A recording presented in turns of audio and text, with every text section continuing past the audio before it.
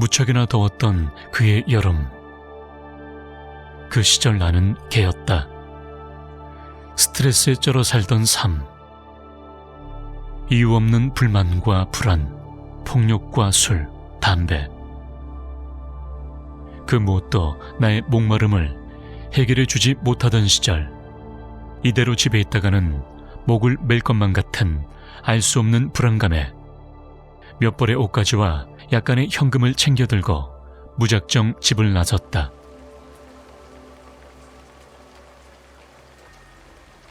너무 자주 사라지다 보니 가족들은 어차피 신경도 쓰지 않을 터 난 걱정도 되지 않았다.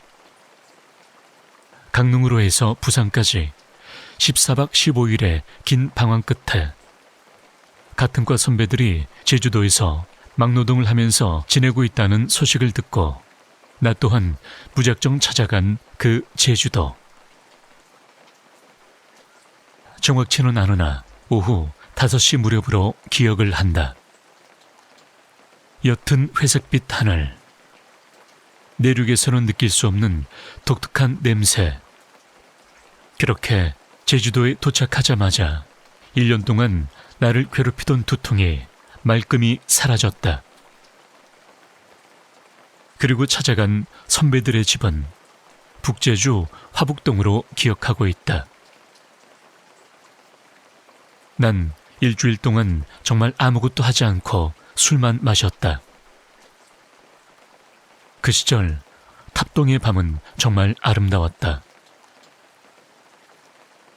혹시 아는 분들이 있을지 모르겠지만 그 시절 제주도에선 젊은 서울 남자들의 인기는 매우 좋았다.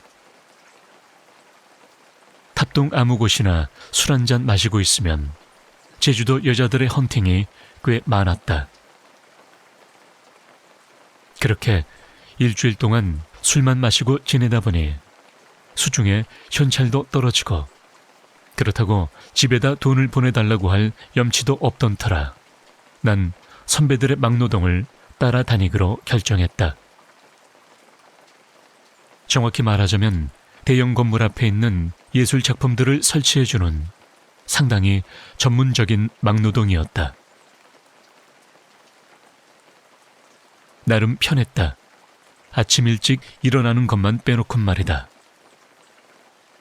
비가 오면 쉬고 일찍 끝나고 그리고 꽤 센 월급까지 받았으니 말이다.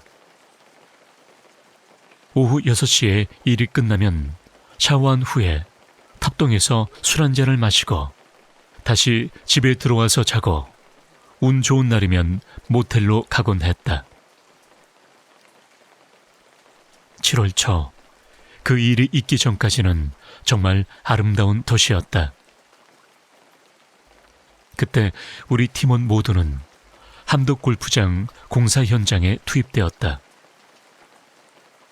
별 다를 것 없는 일상이었고 6시에 기상, 밥 먹고 커피 한 잔 마시고 소형 발전기와 용접 도구를 챙겨 들고 여기저기 다니면서 용접을 했고 그러던 중 태풍 때문에 3일 동안 아무 일도 하지 못하고 현장 숙소에서 술만 마시고 지내고 있던 어느 날 태풍 끝자락에 그날도 비가 내리고 있던 그날 바깥이 매우 소란스러웠다. 무슨 일인가 하고 나가봤는데 지금은 잘 생각나지 않지만 당시 우리 숙소에서 조금 떨어진 곳에 저수지가 하나 있었다. 그런데 그 저수지에 마을 이장님 장남의 오토바이가 있었고 이장의 장남은 3일째 집에 들어오지 않았다는 것이었다. 그래서 119 구조대와 경찰이 와서 저수지 쪽을 뒤졌는데 이장의 장남은 보이지 않았다는 것이었다. 결국 저수지의 물을 모두 빼보자고 하곤 물을 빼는 작업을 시작했던 것이다. 다음날 오후 성인 무릎 정도까지 물이 빠진 저수지를 뒤져봤으나 이장의 장남은 보이지 않았다. 다들 한바탕 해프닝 정도로 생각하고 이장 아들도 좀 문제가 있던 터라 다들 배 타고 몰래 목포에 간 걸로 생각하자고 했다. 이장도 며칠을 더 기다려보자고 나름 안심되는 얼굴로 집으로 돌아갔고, 그렇게 사태는 일단락이 되는 걸로 보였다. 그리고 그로부터 5일쯤 지났을까. 그날도 추적추적 내리는 비 때문에 일도 못 나가고 한바에서 낮술이나 한잔할까 하고 고민하던 중 다른 팀 멤버 한 사람이 저수지에서 구슬한다고 가서 구경하자고 막걸리에 떡이나 얻어먹고 오자고 해서 마침 할 일 없던 우리 팀원들 모두 저수지에 굿 구경을 가게 되었던 것이다. 10년이 지난 지금도 그때 기억이 팔의 닭살과 함께 생생히 떠오른다. 무당은 나이가 상당히 많아 보였다. 거의 한 90살 정도였다.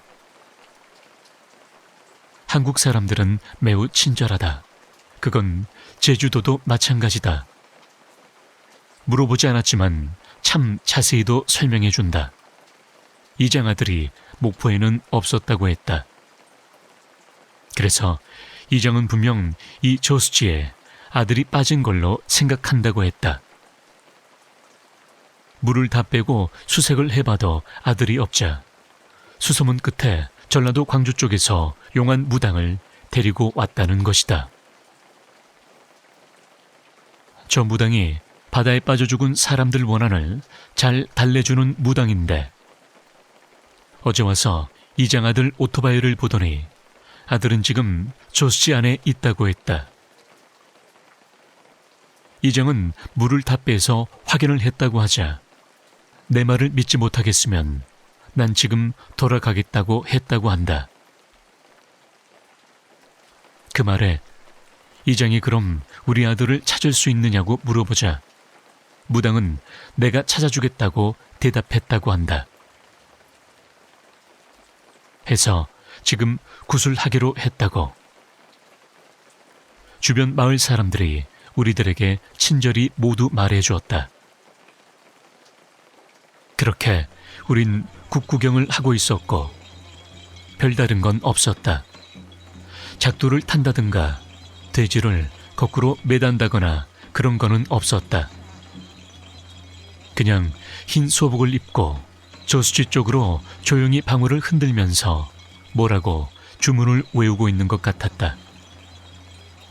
그렇게 한 30분쯤 지났을까 무당이 흰 끈에 매단 표주박을 저수지에 던지고는 다시 방울을 들고 5분 정도 합장한 채 주문을 외우는 것 같더니 무당과 동행한 젊은 남자에게 표주박을 건지라고 말했다.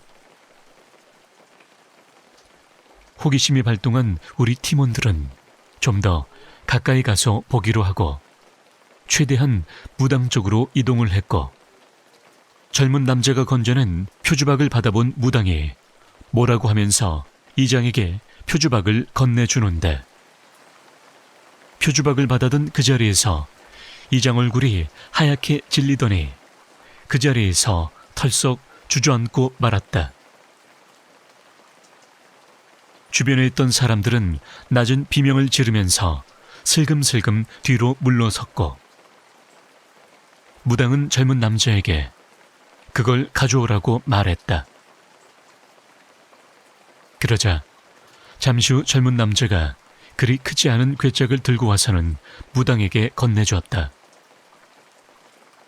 무당은 그 괴짝을 열더니 조금 크다 싶은 메주를 들어보였다. 예전 시골 가면은 새끼줄로 매달아 놓았던 벽돌 모양의 그 메주 말이다. 흰 끈으로 십자형으로 묶은 메주를 꺼내더니 그 메주를 젊은 남자를 시켜서 저수지로 던지라고 말했다. 우린 모두 어이가 없었다. 메주라는 건 불에 닿으면 풀어지는 게 메주인데 그걸 끈으로 묶어서 저수지 안에 던지라니. 우린 말은 안 했지만 저건 사기다라고 생각했다. 우리 팀원들은 웃을 수도 없었고 암튼 그래서 어떻게 하나 보자 하고 끝까지 구경하기로 했다. 역시 젊은 남자가 흰 끈에 묶인 메주를 힘껏 저수지로 던지자 무당은 또 방울을 흔들면서 주문을 외우기 시작했다.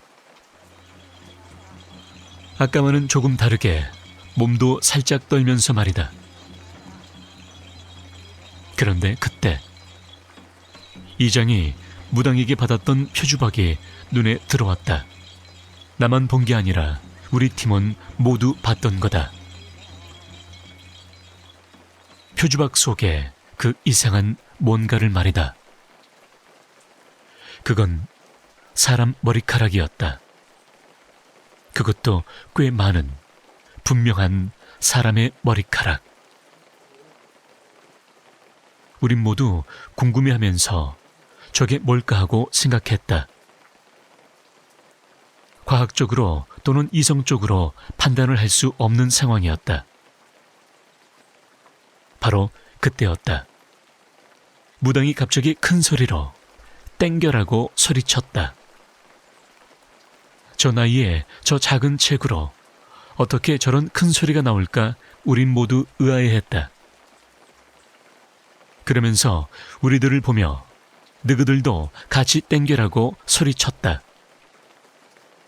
순간 우린 뭐에 홀린 듯 우리 팀원 모두 다 다른 마을 사람들과 함께 메주를 묶어서 던진 흰 끈을 잡아당기기 시작했다.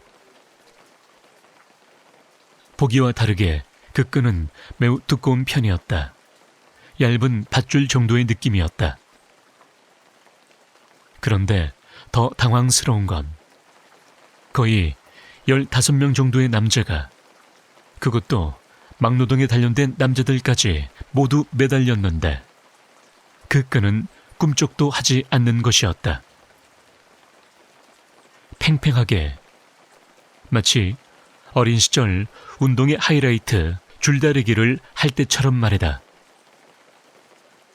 저 조수지 안쪽에서 뭔가가 당기고 있는 그런 느낌이었다. 순간 나는 무당을 쳐다봤다. 무당은 전혀 변화없는 표정으로 소리쳤다.